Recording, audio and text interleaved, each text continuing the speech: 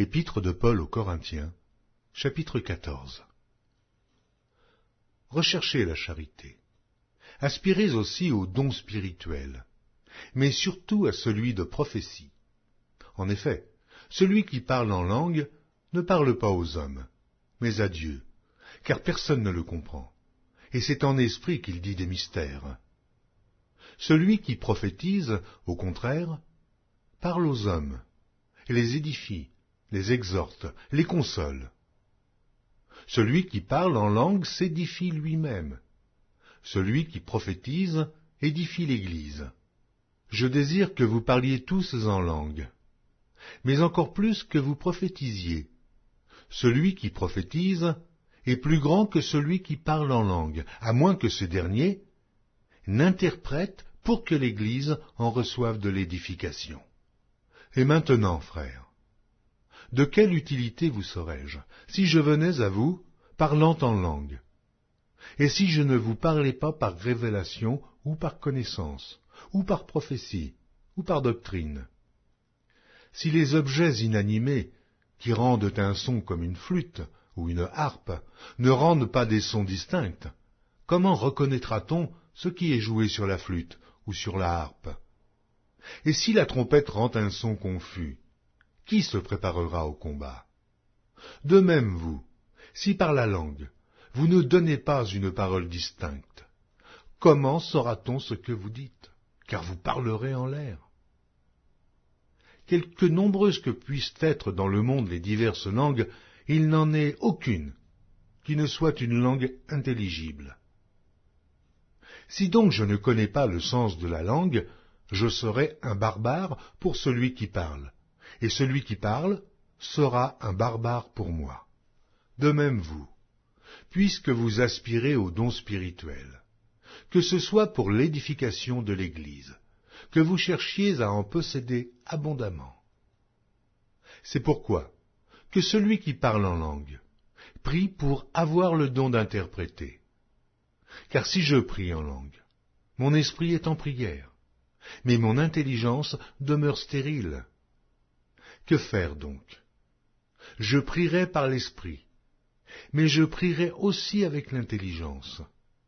Je chanterai par l'esprit, mais je chanterai aussi avec l'intelligence. Autrement, si tu rends grâce par l'esprit, comment celui qui est dans les rangs de l'homme du peuple répondra-t-il amen à ton action de grâce, puisqu'il ne sait pas ce que tu dis?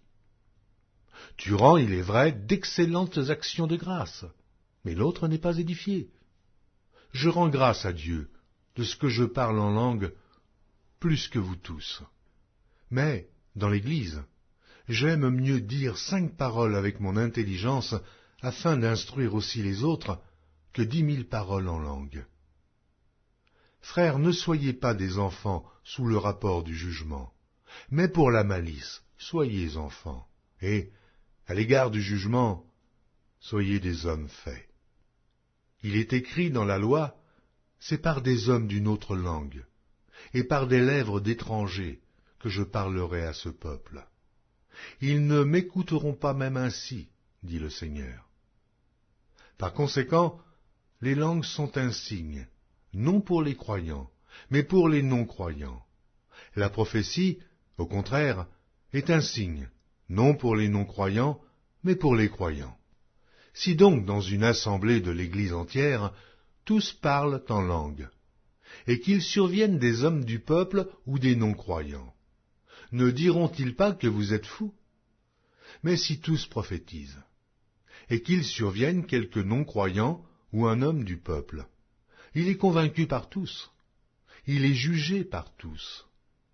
Les secrets de son cœur sont dévoilés, de telle sorte que, tombant sur sa face, il adorera Dieu et publiera que Dieu est réellement au milieu de vous. Que faire donc, frères, lorsque vous vous assemblez? Les uns ou les autres parmi vous ont-ils un cantique, une instruction, une révélation, une langue, une interprétation? Que tout se fasse pour l'édification. En est-il qui parlent en langue? Que 2 ou 3 au plus parlent, chacun à son tour, et que quelqu'un interprète. s'il n'y a point d'interprète, qu'on se taise dans l'Église, et qu'on parle à soi-même et à Dieu. Pour ce qui est des prophètes, que 2 ou 3 parlent, et que les autres jugent. Et si un autre qui est assis a une révélation, que le premier se taise. Car vous pouvez tous prophétiser successivement, afin que tous soient instruits et que tous soient exhortés. Les esprits des prophètes sont soumis aux prophètes. Car Dieu n'est pas un Dieu de désordre, mais de paix, comme dans toutes les églises des saints. Que les femmes se taisent dans les assemblées, car il ne leur est pas permis d'y parler, mais qu'elles soient soumises, selon que le dit aussi la loi. Si elles veulent s'instruire sur quelque chose, qu'elles interrogent leur mari à la maison, car il est malséant à une femme de parler dans l'Église. Est-ce de chez vous que la parole de Dieu est sortie? Ou est-ce à vous seul qu'elle est parvenue? Si quelqu'un croit être prophète ou inspiré, qu'il reconnaisse que ce que je vous écris est un commandement du Seigneur. Et si quelqu'un l'ignore, qu'il l'ignore. Ainsi donc, frères, aspirez au don de prophétie, et n'empêchez pas de parler en langue, mais que tout se fasse avec bienséance et avec ordre.